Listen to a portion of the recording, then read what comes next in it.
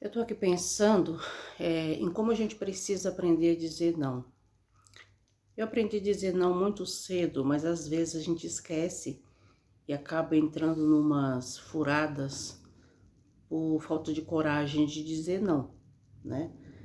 É, Dizer não no trabalho, muitas vezes, quando te pedem algo que é mais do que você pode dar, quando você já cumpriu o seu horário, por exemplo, e o patrão chega e te fala para ficar até mais tarde e você está exausta, que você acordou super cedo para ir para o trabalho e você não vai ganhar nada mais por aquilo também, e acontece muito isso, você trabalhar mais e não ganhar por isso.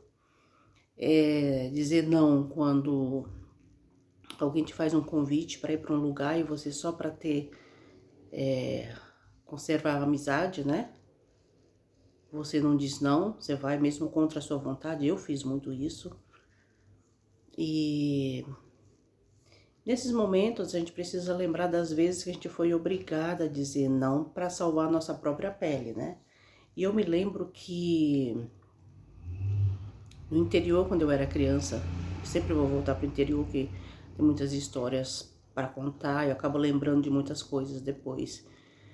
Que eu dizia não porque eu estava tão desprotegida que era só eu por mim mesmo. Eu tinha que me salvar. Eu lembro que apareciam homens mal intencionados, querendo bulinar meninas, e eu era sempre uma vítima. E eu tinha que me sair, eu tinha que achar um jeito de me safar daquilo e eu sempre fazia, né? Inúmeras vezes isso aconteceu e eu tive que dizer não, para me salvar, claro, né? E eu me lembro também de vezes que amizades que eu arrumava, porque chegou um tempo, uma época, que eu comecei a fazer muitas amizades. Eu lembro de um grupo que gostava muito da noite, baladas de samba, eu gosto, mas em outro contexto. Mas as meninas gostavam de sair pro samba e virar a noite. Eu nunca fui de virar a noite, nunca fui da noite, nunca gostei. Eu sinto sono cedo, eu gosto de... Sempre tive uma alma velha, né? Velha, não sei se é uma alma velha, mas eu nunca gostei de sair pros lugares e virar a noite. E eu lembro que eu ia pro samba, meio que obrigada para não ficar sozinha. E a partir de um momento eu comecei a pedir a chave do carro para ir dormir no carro, acordava 5 horas da manhã com elas batendo no vidro, porque tinha acabado o samba e a gente precisava ir embora. E elas rindo da minha cara, né? Era sempre muito divertido. Mas aí depois de um tempo eu tive a coragem de dizer, não, gente, não quero ir.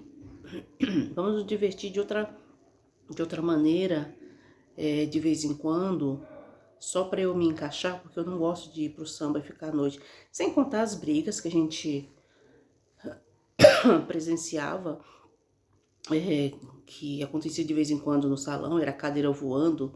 Eu lembro de uma vez que fui parar embaixo da pia da cozinha do salão, né? Desculpa, foi uma tosse de repente. E falei, não quero correr esses riscos, não vou mais, não fui mais pro samba. E amizades que às vezes, eu tenho essas amizades até hoje, mas eu aprendi a virar o jogo. Exatamente aprendendo a dizer não. Por exemplo, vamos para o shopping. E lá no shopping eu começava a fazer umas compras que não tinha nada a ver, que eu não precisava daquilo, que eu não gostava daquilo. E começava a me endividar sem necessidade nenhuma. Quando eu via, tava com fatura chegando e eu tendo que pagar umas contas que para mim não eram interessantes, não eram importantes. Até que eu aprendi a dizer, cara, não vou comprar. Nossa, mas você vai gastar dinheiro com o quê? Você vai comprar, guardar dinheiro pra quê? Não importa, eu não vou comprar, não preciso disso, eu não quero isso aí. Né? Em alguns momentos, algumas amigas ficavam chateadas, porque dá a impressão que você quer aparentar ser diferentona, né, controlada, mas que é importante você se colocar na vida, você tem sua personalidade, e a sua personalidade precisa ficar clara, as pessoas não podem te induzir desse jeito, né? Você não pode deixar as pessoas te induzirem. Então, se colocar em situações difíceis, porque você quer agradar as pessoas, ou não quer desagradar as pessoas. E hoje eu falo não com uma facilidade, isso não é uma coisa que me incomoda, não. Eu detecto o problema, detecto o perigo, detecto ali o perigo de fazer, por exemplo, uma compra sem querer, de ir um lugar que eu não vou me sentir confortável, de aceitar uma companhia que não tô afim, ou de comer uma comida que também não gosto, não tô afim.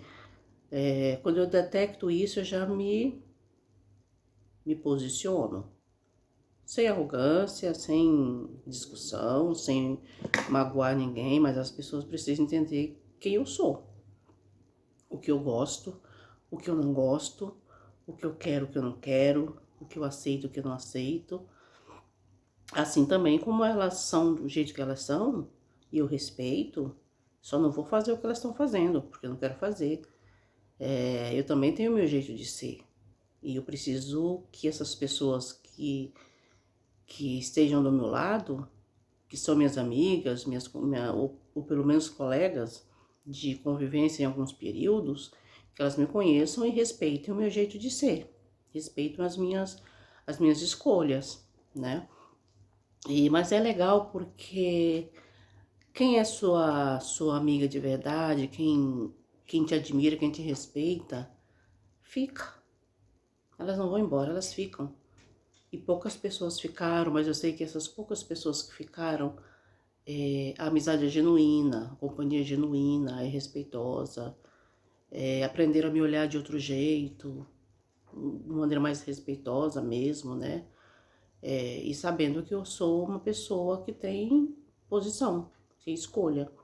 Então, assim, dizer não é importante a gente aprender, principalmente quando a gente vem de uma realidade como no Brasil, onde o coronelismo é presente, até hoje em algumas cidades não, do interior do Nordeste, isso é muito comum, ter medo dos coronéis, dos mandatários. A gente foi forjado no medo, principalmente a gente que vem de uma cultura, que somos negros, né? Que somos trabalhadores, fomos, né? Pelo menos no meu caso, trabalhador rural. A gente foi forjado no medo, a gente viu muitas situações em que a gente era oprimido, né? Situações em que a gente era ameaçado e eu cresci com esse medo, que era imposto, então não podia desagradar muitas pessoas, porque a gente sofria consequências, né? Eu, principalmente, não podia desagradar, por exemplo, a minha mãe, que eu sofria consequências. E a gente traz isso pra vida, né? Traz isso pra vida, pro dia a dia, a gente cresce, vai trabalhar, vive outras realidades, mas a gente sempre corre o risco de não desagradar os outros e se desagrada, né? Para aceitar, às vezes, uma amizade, a gente se desagrada. Às vezes a gente vai estar no lugar que a gente não quer estar para agradar o outro, mas se desagrada. Então, eu tô aprendendo, né? É um processo longo, mas eu tô aprendendo a me agradar primeiro, a pensar em mim primeiro, a me aceitar primeiro, a me acolher primeiro, para depois pensar no outro. Eu penso no outro, mas eu não me coloco em perigo por causa do outro. Eu não me desamparo por causa do outro. Você entendeu? Eu não fico com fome para alimentar o outro. Entende? São coisas importantes que eu tô aprendendo, tô colocando em prática. E que isso me faz tão feliz, me dá um quentinho ali no coração. Ai, que maravilha.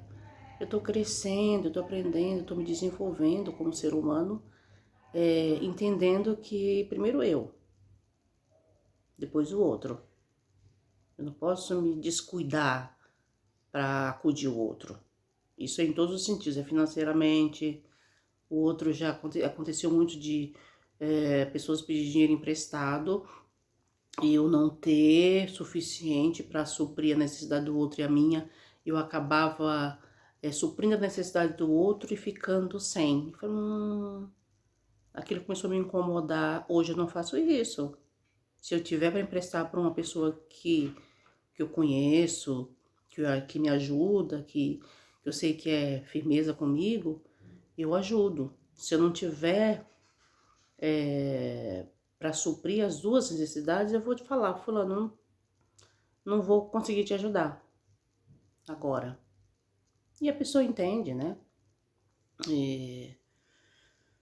Mas é isso, eu acho importante dizer não. A gente precisa aprender a dizer não sem culpa, sem medo de perder alguma coisa.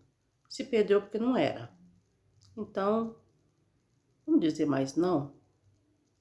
É saudável. Dizer não é saudável. Ficamos por aqui. Até o próximo.